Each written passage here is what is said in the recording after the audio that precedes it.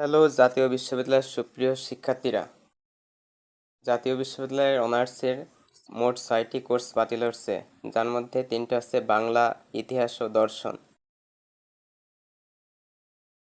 দেশের উচ্চশিক্ষাকে কর্মমুখী করতে শিক্ষা কাঠামোতে সংস্কার উদ্যোগ নিয়েছে সরকার। শিক্ষা মন্ত্রণালয়ের নতুন খসড়া মডেল অনুযায়ী বাংলা, ইতিহাস, দর্শন সহ প্রায় ৬টি বিষয়ে অনার্স স্কুল বাতিল হওয়ার সম্ভাবনা রয়েছে।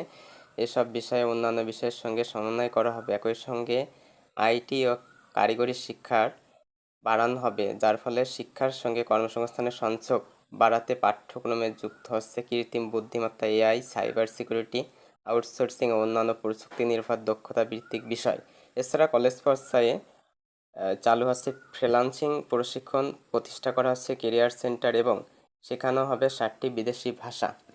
শিক্ষা মন্ত্রণালয়ের একজন শীর্ষ কর্মকর্তা গতকাল ইত্তেফাকে এসব তথ্য নিশ্চিত করে বলেন, বিষয়টি নিয়ে এখনও আলোচনা চলছে, সকলের মতামত নিয়ে চূড়ান্ত সিদ্ধান্ত গ্রহণ করা হবে। সম্প্রতি প্রধানমন্ত্রী তারেক রহমানের সঙ্গে বৈঠক করেছেন শিক্ষামন্ত্রী এনামুল হক মিলন।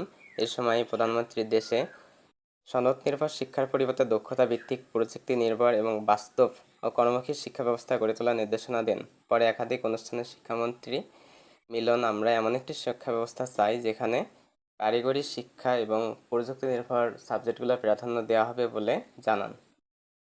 তবে চূড়ান্তভাবে বাংলা, ইতিহাস ও দর্শন সাবজেক্ট বাতিল হচ্ছে জাতীয় বিশ্ববিদ্যালয় থেকে, এটা নিশ্চিত।